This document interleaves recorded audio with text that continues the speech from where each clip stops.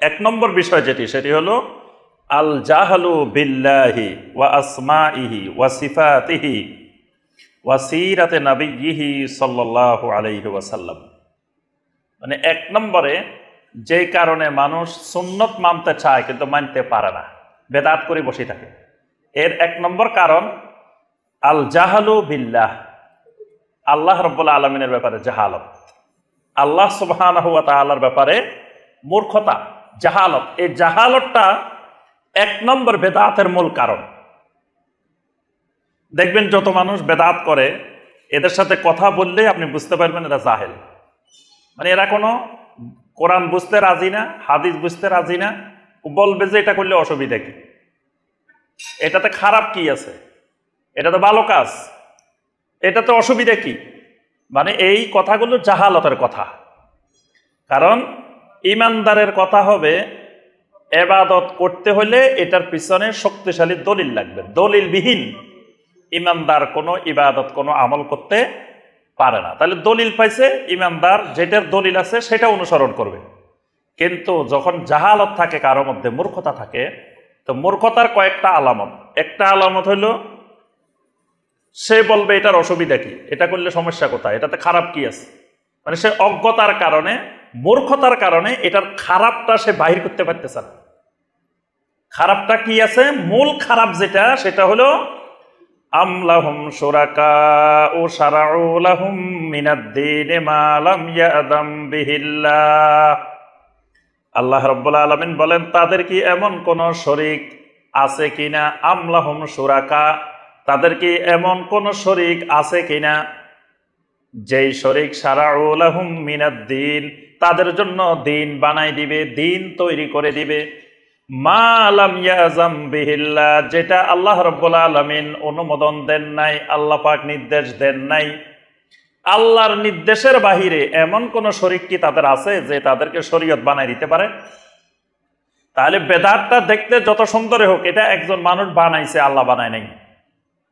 আল্লাহ রাব্বুল আলামিন বানাইলে ওইটা আল্লাহর নবীর মাধ্যমে শিক্ষা দিতেন। নবীর মাধ্যমে যেটা শিক্ষা দেন নাই সেটা আল্লাহ রাব্বুল আলামিন বানান নাই, এটা অন্য একজন বানাইছে। তাহলে এটা দেখতে যত সুন্দর, যত চমৎকার, যত সুন্দর হোক না কেন, এটা আল্লাহ রাব্বুল আলামিন বানান নাই, আরেকজন বানাইছে। এটাই হলো সবচেয়ে বড় এটার অপকারিতা, ক্ষতিকর দিক। কিন্তু সে জাহালতের কারণে এটা ধরতে পারতেছে না। যেমন ধরেন রমাদান মাস আসলে তারাবি সালাতের 4 রাকাত পর পর দেখবেন আমাদের দেশে একটা দোয়া পড়ে, সুবহানাজিল মুলকে ওয়াল মালাকুতে সুবহানাজিল ইজ্জাতে ওয়াল আজমাতে ওয়াল হাইবাতে ওয়াল কুদরাতে ওয়াল কিবরিয়া ওয়াল জাবারত, পড়ে না? এই দোয়াটা যেইভাবে বানানো আছে, দোয়াটা কোরআনে কারিমের কোনো জায়গায় আল্লাহ রাব্বুল আলামিন এইভাবে দোয়াটা বর্ণনা করেন নাই। নবী সাল্লাল্লাহু আলাইহি ওয়াসাল্লাম কোনো হাদিসে এইভাবে দোয়াটা বর্ণনা করেন নাই। ওই বিভিন্ন জায়গায় বিক্ষিপ্তভাবে দোয়াগুলো আছে, হয়তো কোনো জায়গায় সুবহানাজিল মুলকে আছে, কোনো জায়গায় ওই আরেকটা অংশ আছে, কোনো জায়গায় আরেকটা অংশ আছে। কোনো একজন ব্যক্তি ওই বিভিন্ন জায়গা থেকে এগুলার আনি একত্রিত করি এই জায়গায় সেট করে দিছে। এখন আপনি দোয়া করার ক্ষেত্রে এরকম বানাইতে পারে কোনো ব্যক্তি, বানাইলে অসুবিধা নেই, বানাই আপনি আল্লাহর কাছে দোয়া করতে পারেন, এটাতে বেদাত হবে না, গুনাহ হবে না। কিন্তু যখন এটাকে এনে এক জায়গায় নির্দিষ্ট করে দিবেন যে এটা তারাবির 4 রাকাতের পরের দোয়া, তখন এটা বেদাত হয়ে যাবে, এটা তখন গুনাহের রূপ নিবে। অথবা আপনি নির্দিষ্ট করে নিন যে এই দোয়াটা এখানে পড়লে অনেক ফজিলত, যেটা আল্লাহ এবং আল্লাহ রসুল ফজিলত বলেন নাই, আপনি ফজিলত বানাই দিয়েছেন, এবার এটা বেদাত হয়ে গেছে। এখন দেখবেন আপনি যদি একজন মূর্খ লোকের বলেন যে ভাই 4 রাকাত পড়ে এটা পড়া যাবে না, এটা বেদাত, তো মূর্খ লোকটা কি বলবে, অসুবিধা কি, এটা খারাপের কি আছে, এটা একটা দোয়া, কি সুন্দর সুন্দর দোয়া, ভালো ভালো দোয়া। তাহলে এই লোকটা এটার ক্ষতিকর দিকটা ধরতে পারতেছে না, কিসের জন্য? জাহালতের জন্য। জাহালত, তার জাহালত দূর হয় নাই। এই জন্য কোন লোকের জাহালত যতক্ষণ দূর না হবে ততক্ষণ ওই লোকের ভিতরে ঈমান ঢুকবে না। ঈমানের 1 নম্বর শর্ত আল ইলমুল মুনাফি লিল জাহাল, এমন এলেম তার ভিতরে থাকতে হবে যেই এলমের মাধ্যমে তার থেকে জাহালত দূর হয়ে যাবে। ঠিক 4 রাকাত পর পর আমাদের দেশে একটা মুনাজাত করে, আল্লাহুম্মা ইন্না নাসআলুকা নাসআলুকাল জান্নাতা ওয়া নাউযু বিকা মিনান নার, এরকম একটা দোয়া করে না? না, এটা 4 রাকাত পরে পরেও করে, অনেক জায়গায় 4 রাকাত পরে পরে করে, অনেক জায়গায় লাস্টে করে। হ্যাঁ, উভয়টাই বেদাত। 4 রাকাত পরে পরে করলেও বেদাত, লাস্টে করলেও এটা বেদাতই হবে। তো এরকম অসংখ্য জিনিস, যত বেদাত আছে। ধরেন এই যে মিলাদ পড়তেছে, মিলাদের নামে যে আমাদের দেশের প্রচলিত যে মিলাদ, এখানে যে কথাগুলা বলতেছে, কথাগুলা কিন্তু খারাপ না। তা এখন মূর্খ মানুষ হইলে সে কবে যে মিয়া এখানে খারাপ কি আছে? আমার নবীর কিছু গুণগান গাইলাম, আমার নবীর কিছু উদ্দেশ্যে কিছু কবিতা বললাম, কিছু গান গাইলাম, কিছু এটা বললাম, এখানে খারাপ কোনটা দেখাই দাও। মানে এই লোকটা জাহালতের কারণে, মূর্খতার কারণে খারাপ জিনিসটা খুঁজে পাচ্ছে না। খারাপ জিনিসটা হলো এটা যে তোমাকে আল্লাহ এবং আল্লাহ রসুল এই পারমিশন দেয় নাই যে বিভিন্ন জায়গা থেকে কবিতা, গান, এটা সেটা আনি এক জায়গায় একত্রিত করি একটা এবাদত বানাই দিবা। এই পারমিশন আল্লাহ আর আল্লাহ রসুল দেন নাই। এখন যে কোনো লোকে এটা বানাইছে, তো তুমি যেই লোকের বানানো ইবাদত করতেছ, তুমি ওই লোককে মাবুদ বানাই নিছ। এটা হলে এর ক্ষতিকর দিক। কিন্তু এই জাহালত থাকলে ক্ষতিকর দিকটা সে ধরতে পারবে না। এই জন্য 1 নম্বর প্রতিবন্ধক জাহালত, মূর্খতা। জাহালতের আরেকটা গুরুত্বপূর্ণ দিক আছে, সেটা হলো বাপ দাদা থাকতে পারে না। এটা আরেক জাহালত, এটাও গুরুত্বপূর্ণ জাহালত। এই জন্য আল্লাহ রাব্বুল আলামিন কোরআনে কারিমে বলছেন, আফা হুকমাল জাহিলিয়াতে ইয়াবগুন, আফা হুকমাল জাহিলিয়াতে ইয়াবগুন, তারা কি আবার সে জাহিলিয়াতের হুকুম চায়? মানে জাহিলিয়াতের মূল দর্শন, মূল ফিলোসফি ছিল বাপ দাদা যেই পথে আমরাও সেই পথে। এটা জাহিলিয়াতের মূল স্লোগান, যে বাপ দাদা মুরব্বী রুসুমরাবা যেমনে গেছে আমরাও সেভাবে যাব। এই জন্য নবী সাল্লাল্লাহু আলাইহি ওয়াসাল্লাম যখন নতুনভাবে তাওহীদের দাওয়াত দেওয়া শুরু করছেন, তখন আরবের জনগণকে একটা গুরুত্বপূর্ণ কথা বলতেন, উতরুকু মা ইয়াকুলু আবাউকুম, তোমাদের বাপ দাদারা কি বলে সেটা পরিহার কর। এটা নবী সাল্লাল্লাহু আলাইহি সাল্লামের গুরুত্বপূর্ণ একটা দাওয়াতের মূলনীতি ছিল। নবী সাল্লাল্লাহু আলাইহি ওয়াসাল্লাম বারবার বলতেন, উতরুকু মা ইয়াকুলু আবাউকুম, তোমাদের বাপ দাদারা কি বলে কি করে সেটা পরিহার করো, সেটা ছেড়ে দাও। এটা না ছাড়লেই ইমান আনতে পারবে না। এই পদ্ধতি ফেরাউনের নীতি, বাপ দাদার পদ্ধতিটা ফেরাউনের নীতি। ফেরাউনকে মুসা আলাইহিস সালাম দাওয়াত দিয়েছেন, তখন ফেরাউন বলতেছে মুসা আলাইহিস সালামকে, ফামা বালুল কুরুনিল উলা। আচ্ছা মুসা, তুমি তো দাওয়াত দিছো, খুবই সুন্দর কথা কইছো, ঠিক আছে।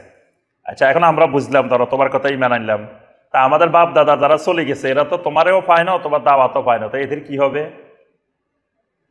মুসা আলাইহিস সালামকে প্রশ্ন করছে।